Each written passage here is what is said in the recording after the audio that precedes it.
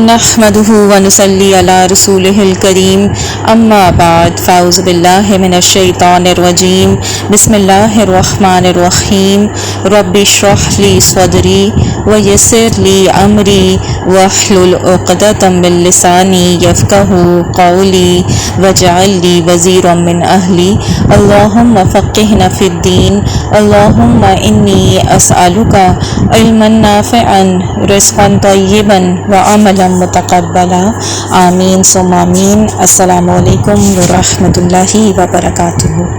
الرحمن علم القرآن خلق الانسان علمہ البیان الشمس والقمر بحسبان والنجم والشجر یسجدان والسماء رفعها ووضع الميزان الا تطغوا فی المیزان۔ سورۃ الرحمن میں الحمدللہ ہم آیت نمبر 7 تک پہنچ چکے ہیں، اور ہم نے پچھلی آیت میں والنجم والشجر یسجدان کا مطالعہ کیا تھا۔ ایک بات وہاں پر ذکر کرنا رہ گئی تھی، اس کو بھی میں یہاں ضرور مینشن کرتی چلوں۔ لغت کے اعتبار سے عربی میں کہا جاتا ہے یسجد النجم والشجر، یعنی فعل کا ذکر پہلے آتا ہے اور پھر فاعل کا ذکر ہوتا ہے۔ تو اس آیت کا اسلوب اگر ہم دیکھیں تو یہ بہت فرق ہے، کیونکہ یہاں کہا گیا والنجم والشجر یسجدان، یعنی پہلے نجم اور شجر کا ذکر یعنی فاعل کا ذکر، اور پھر یسجدان کا ذکر۔ یہ عام اسلوب نہیں ہے عربی کا۔ اصل میں یہ اسلوب اس وقت استعمال ہوتا ہے جیسے کہ آپ مثال کے طور پر دیکھیں کہ کہا جاتا ہے کہ اندازہ کرو یہاں تک کہ ستارے اور درخت دونوں سجدے میں گر رہے ہوں گے، تو اس جملے کے آخر میں نا ایکسکلیمیشن مارک ہے۔ یہ عام اسلوب کا سینٹنس نہیں ہے۔ عربی زبان کے جو مختلف سٹائلز ہیں، جیسے اس میں بات کبھی اونچی آواز میں کی جا رہی ہے، غصے میں کی جا رہی ہے، شوق کے عالم میں کی جا رہی ہے، ان تمام چیزوں کو بھی کیپچر کر لیا جاتا ہے عربی میں، اور پھر اس چیز کا ترجمے میں دھیان رکھنے کی ضرورت ہے۔ اصل میں بات کیا ہے کہ قرآن ہمارے سامنے لکھا ہوا تو ہے، لیکن یہ بات یاد رکھنے کی ضرورت ہے کہ یہ اصل میں بولا گیا تھا۔ قرآن بولا گیا تھا، اور بولنے اور لکھنے میں زمین اور آسمان کا فرق ہے۔ کیونکہ آپ دیکھیں کہ بولنے میں انسان کی آواز اوپر ہوتی ہے، کبھی نیچے ہوتی ہے، اس کی آواز میں کبھی غصہ ہوتا ہے، اس کی آواز میں کبھی محبت ہوتی ہے، کبھی اداسی ہوتی ہے۔ الفاظ میں آپ کو امیجن کرنا پڑتا ہے کہ کس طرح بات کرنی ہے۔ جیسے آپ دیکھیں کہ کوئی ٹیکسٹ میسج بھیجتا ہے واٹ، اب آپ کو نہیں پتا کہ یہ واٹ ہے، واٹ ہے، واٹ ہے، یہ کس طرح سے ایک ہی لفظ کو بولا گیا ہے۔ یعنی بات کہنے کی یہ ہے کہ جب تک آپ کے پاس اس کا ایموشنل کانٹیکسٹ نہیں ہوگا، مزید آپ کو معلومات اس کی نہیں ہوں گی کہ کس اسلوب میں یہ بات کی جا رہی ہے، آپ کو پتہ نہیں چلے گا کہ بات کیا کہی جا رہی ہے۔ اس طرح آپ کنفیوز ہو جائیں گے کہ کتنی مس کمیونیکیشن اس طرح ہو جاتی ہے نا، جب لوگ صرف لکھے میں آپس میں ایک دوسرے سے بات کرتے ہیں، وہی بات جب وہ فون پر کرتے ہیں تو کیا ہوتا ہے کہ وہ کہتے ہیں کہ میں نے وہی بات تو ٹیکسٹ میسج میں کی تھی، لیکن اب فون کال پر وہ بات سمجھ میں آ گئی ہے۔ بات اس لیے سمجھ میں آئی ہے کہ انسان کو سننے کی ضرورت ہے۔ سننے میں کچھ کمیونیکیشن ایسی ہوتی ہے جو لکھنے میں نہیں ہوتی۔ قرآن سب سے پہلے سنا گیا تھا۔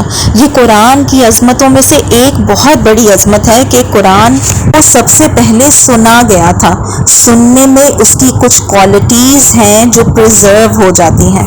عربی کا نا اصل گفٹ یہ ہے کہ اس کا ایک خاص امتیاز ہے یہ کہ وہ لفظوں کو، چیزوں کو اپنی زبان کے اسلوب میں ہی پریزرو کر لیتا ہے۔ جیسے اگر آپ گرامر وغیرہ یا بلاغہ سیکھتے ہیں تو ان چیزوں کا علم بھی سیکھتے ہیں کہ کس اسلوب سے کیا فرق پڑتا ہے۔ جیسے ایک ہی جملے کو 10 طرح سے کہنے کے طریقے ہیں۔ اور ہر طریقے کا اپنا اپنا اثر ہے. ترجمے میں تقریباً ایک ہی ہوگا لیکن اثر کے اعتبار سے مختلف ہو جائیں گے. یہی اصل ہے خوبصورتی عربی کی، اور اسی لیے ترجمے پر پوری طرح سے اکتفا کرنا بہت بڑی غلطی ہے. اینی والنجم والشجر یسجدان، شوق والی بات، حیران کر دینے والی بات. اور اس کے بعد آیت نمبر 7 میں کہا گیا والسماء رفعها ووضع الميزان. میرے نزدیک یہ سب کچھ تسلسل سے ہے، تو تسلسل سے ہی پڑھیں گے اس کو تو ہی ہمیں بات سمجھ میں آئے گی. لیکن اگر اس آیت کو آن اٹس اون، اگر ہم آئسولیشن میں اس آیت کو پڑھیں تو مطلب یہ نکلے گا آسمان، وہ آسمان جو اس نے اونچا کیا. یہ نہیں کہا گیا کہ آسمان کو اٹھایا، کہا آسمان اسے اٹھایا. گویا 2 دفعہ آسمان کا ذکر، ایک دفعہ السماء میں اور دوسری دفعہ ہا کی ضمیر میں. کیا کہا گیا؟ رفعہا. کیا کہا گیا کہ اور آسمان اسے اٹھایا، ووضع المیزان، اور اس نے رکھ دیا میزان، یعنی بیلنس رکھا. یہ بات اگر اب ہم پیچھے سے آیت کے ساتھ کنیکٹ کریں تو بات اس طرح سے کہی جا رہی ہے کہ اب تو ستارے گر رہے ہیں، اب تو درخت سجدے میں جا رہے ہیں. اور پھر اللہ تعالیٰ کہہ رہا ہے حالانکہ ایک وقت تھا جب یہ تمام چیزیں کھڑی ہوئی تھیں، آسمان گر نہیں رہا تھا، اوپر سے چیزیں گر نہیں رہی تھیں. السماء سے صرف آسمان کو نہیں مطلب لیا جاتا، اوپر ہونے والی ہر چیز کو بھی السماء کہتے ہیں. ابھی اس وقت اس گھر کی چھت ہمارے لیے السماء ہے. اسی طرح عربی میں آپ کے اوپر جو بھی چیز ہے اس کو السماء ہی کہا جاتا ہے. تو کہا گیا کہ پہلے جو چیزیں تھیں وہ اوپر ہی رہتی تھیں اور ہر چیز ایک میزان کے تحت بیلنس میں رکھی ہوئی تھی. کوئی کیوس نہیں تھا، کوئی ہر طرف تباہی نہیں تھی. اصل میں اللہ سبحانہ تعالیٰ یہ کہہ رہے ہیں کہ جب وہ دن شروع ہوگا تو یہ بات یاد آئے گی کہ ایک زمانے میں یہ سب چیزیں جیسی ہونی چاہیے تھی یہ ویسی ہی تھیں. کبھی دیکھا ہے نا آپ نے زلزلے کے بعد یا سیلاب کے بعد انسان کسی پرانے کھنڈر میں جائے یا کسی بلڈنگ میں جائے یا کسی گھر میں جائے تو کیا کہتا ہے؟ کیا گھر ہوتا تھا، یہاں اب دیکھو یہ کیا بن گیا ہے. تو یہاں پر یہ اسی قسم کا ایک کامنٹ ہو رہا ہے وَالسَّمَاءَ رَفَعَهَا وَوَضَعَ الْمِيزَانَ. وہ آسمان جو کبھی کھڑا ہوتا تھا اب یہ ہے. عربی میں نا اس کو کہتے ہیں التفات. بڑی ہی خوبصورت چیز ہے قرآن کی التفات. اصل میں میں یہ بتانا چاہ رہی ہوں کہ وَالسَّمَاءَ رَفَعَهَا وَوَضَعَ الْمِيزَانَ میں آپ غور کریں تو ایک طرف تو ہمیں مستقبل میں لے کر جایا گیا ہے. اللہ سبحانہ تعالیٰ کیا کہہ رہے ہیں کہ آسمان گر رہا ہے، ستارے گر رہے ہیں، درخت سجدے میں پڑے ہوئے ہیں. یہ کون سا موقع ہے؟ یہ تو یوم القیامہ ہے، آخری دن تو شروع ہو گیا. اور اب یاد دلا رہے ہیں کہ ایک زمانے میں یہ تمام ابھی کھڑا ہوا تھا، اچھا بھلا بالکل ٹھیک تھا. لیکن آپ ایک اور بات دیکھیں کہ اصل میں بات ماضی کی نہیں ہو رہی ہے، اصل میں بات ہمارے ابھی کی ہو رہی ہے. اصل میں ہمیں یہ ایک سفر پر لے جایا گیا ہے مستقبل میں، اور پھر وہاں سے ہمیں دوبارہ واپس لایا گیا ہے تاکہ ہمیں یہ احساس ہو کہ آگے کیا آ رہا ہے. یہ اللہ سبحانہ تعالیٰ نے ایک ویژن دیا ہے کہ یہ آ رہا ہے، کیا کرو گے؟ اور پھر اس کا کیا مقصد ہے کہ یہ تمام چیزوں میں ایک میزان تھا، ایک بیلنس تھا، چیزیں توازن میں تھیں. آسمان، چاند، سورج سب بالکل صحیح اپنے اپنے راستے میں چل رہے تھے، ایک دوسرے کو ٹچ نہیں کر رہے تھے، ایک دوسرے کو ہٹ نہیں کر رہے تھے، ہر کوئی اپنے اپنے مدار میں چل رہا تھا. یہ سب چیزیں سورۃ القیامہ میں ہٹ کریں گی، لیکن سورۃ یاسین میں کہا کہ نہیں کرتے. قیامہ میں کہہ دیا کہ ایک کریں گے. اب جب یہ کریں گے، یہ سب کچھ ہوگا، تو ان تمام چیزوں کو کہنے کا مقصد کیا ہے؟ اس کا مقصد اگلی ہی آیت میں آ رہا ہے. آیت نمبر 8 میں فرمایا گیا اللہ تطغوا فی المیزان. اگر ہمیں یہ تمام باتیں سمجھنی ہے نا تو اس آیت کو سمجھنا ضروری ہوگا. کیا فرمایا گیا اس آیت میں؟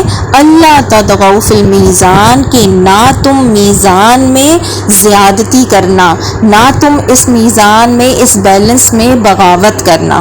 آسمان پورا بیلنس کیا ہوا تھا، چاند اور سورج اپنے اپنے حساب سے چل رہے تھے۔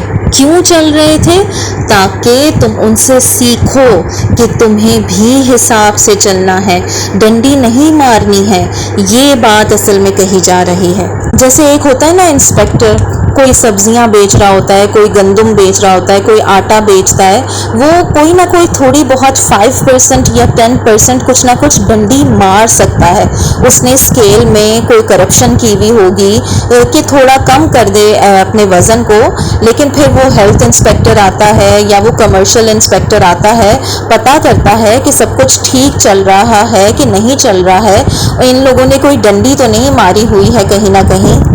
ان کو سدھارنے کے لیے، ان کو سیدھا کرنے کے لیے کوئی نہ کوئی انسپیکٹر چاہیے ہوتا ہے۔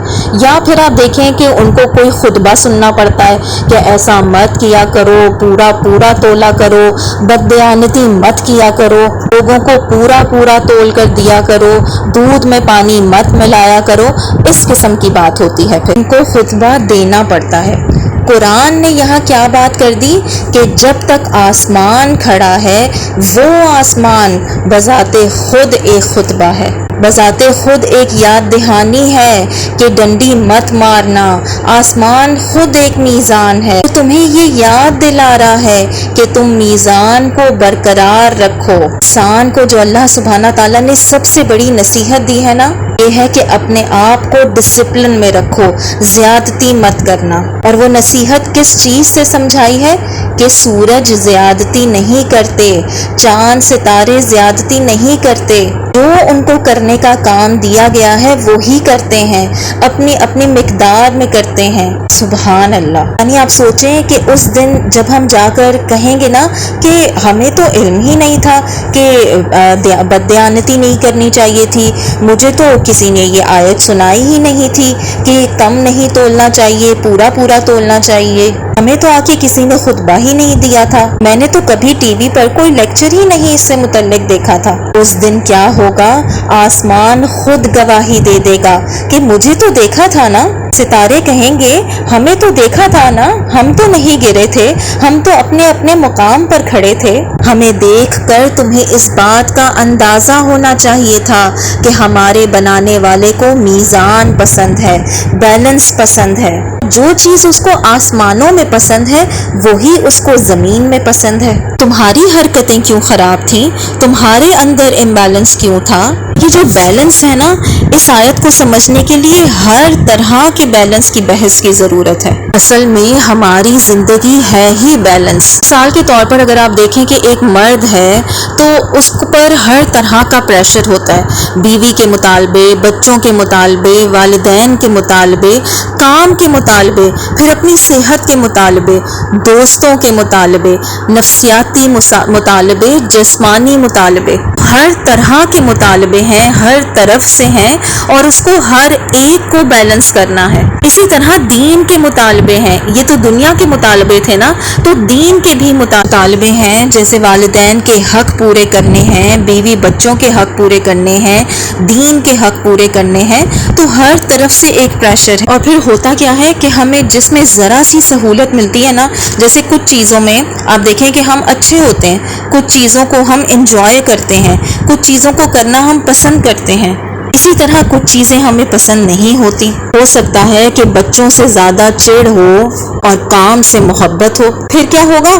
چلو اوور ٹائم بھی کر لیتے ہیں، کام نہ بھی ہو تو بھی آفس میں بیٹھے رہتے ہیں۔ جیسے کچھ لوگ ایسے ہوتے ہیں کہ بڑی ہی نا شوق سے، خوشی سے آ کر مسجد میں، کام کوئی نہیں بھی ہے نا تو آ کے والنٹیئر کر رہے ہوتے ہیں کہ آج سے میں مسجد میں آ کر یہ کام کروں گا، جبکہ مسجد میں فی الحال اس کام کی ضرورت ہے ہی نہیں، وہ کام ہو ہی نہیں رہا، پھر بھی نہیں میں فی سبیل اللہ آ جایا کروں گا۔ یعنی کوئی شخص جس چیز میں زیادہ خوش ہو اس کی طرف اس کا میلان زیادہ ہوتا ہے، پھر وہ اس چیز کو بیلنس نہیں کر پاتا، باقی چیزیں جائیں بھاڑ میں۔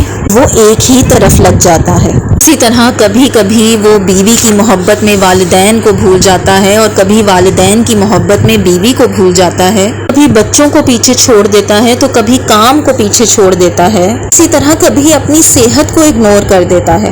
کہ آپ دیکھیں کہ نبی صلی اللہ علیہ وسلم نے کیا کہا ہے کہ تمہارے جسم پر بھی تمہارا حق ہے، ٹھیک سے کھاؤ پیو، ایکسرسائز کرو، اپنا خیال رکھو، یہ بہت بڑی نعمت ہے جو اللہ نے دی ہے۔ یہ بھی ایک بیلنس ہے کہ ڈائٹ میں بیلنس ہونا چاہیے، باتوں میں بیلنس ہونا چاہیے، وقت گزارنے میں بیلنس ہونا چاہیے۔ گویا کیا سمجھ میں آ رہا ہے کہ ان سب چیزوں کو بیلنس کرنا گویا بہت مشکل کام ہے، لیکن اس کو کرنا ہوگا، اور یہ بیلنس ہر انسان کی زندگی میں، مرد ہو عورت ہو، چاہے کوئی بچہ ہو یا جوان ہو یا کوئی بوڑھا ہو، ہر انسان کی زندگی میں بیلنس کی ضرورت ہوتی ہے۔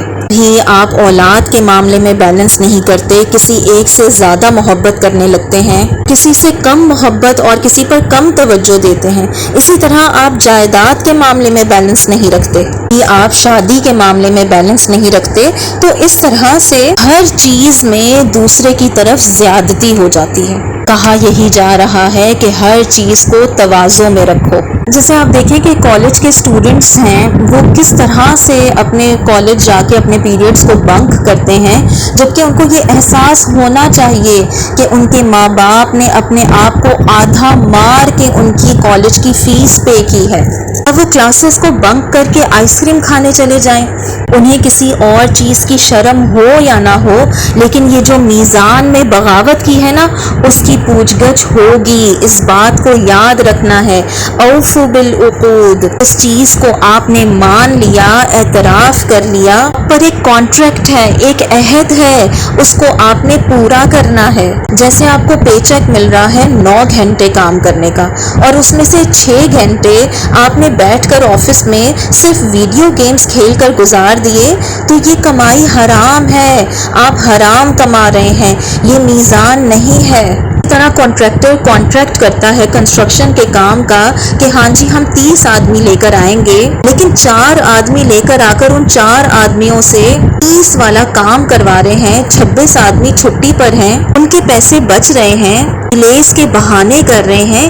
یہی تو ہے میزان کی کمی جو ہم سمجھتے نہیں ہیں۔ اللہ تطغوا فی المیزان، پرائسز میں، لوگوں کو ٹائم دینے میں، اپنی کمٹمنٹس میں، اپنے کانٹریکٹس میں، اپنے ٹیکسز پورے کرنے میں کمی کرنا، کوتاہی کرنا، یہ سب میزان میں خلل ڈالنا ہے۔ آپ ایک ملک کے سٹیزن ہیں، آپ نے وعدہ کیا ہے کہ آپ ٹیکسز پے کریں گے، اور پھر اس میں جھوٹ بولنا یا یہ کہنا کہ حکومت تو کھا جاتی ہے اور ہم غریب طبقہ ہی کیوں ٹیکسز پے کریں، یہ کہہ کر آپ میزان میں گڑبڑ کر رہے ہیں۔ جیسے آپ کو لائسنس دیا گیا ہے گاڑی چلانے کا، اس لائسنس پر سائن کرتے وقت آپ نے اس بات سے ایگری کیا ہے کہ آپ قوانین نہیں توڑیں گے۔ لال بتی ہے، دور دور تک کوئی گاڑی نہیں ہے، لیکن آپ کھڑے رہیں گے، آپ کراس نہیں کریں گے، آپ میزان برقرار رکھیں گے۔ یاد رکھیں، کوئی دیکھ رہا ہو یا نہ دیکھ رہا ہو، آسمان خود گواہ ہے، اس سے اوپر اللہ گواہ ہے، فرشتے گواہ ہیں۔ اللہ تطغوا فی المیزان، یعنی اللہ سبحانہ تعالیٰ نے کہا تمام چیزوں کو اللہ سبحانہ تعالیٰ نے ایک میزان کے تحت رکھا ہے، تاکہ تم اس سے سیکھو کہ تمہیں بھی میزان برقرار رکھنا ہے۔ اللہ سبحانہ تعالیٰ ہمیں ان حقیقتوں کو سمجھنے کی توفیق عطا فرمائے، ہمیں اپنے اپنے مدار میں میزان کو برقرار رکھنے کی توفیق عطا فرمائے۔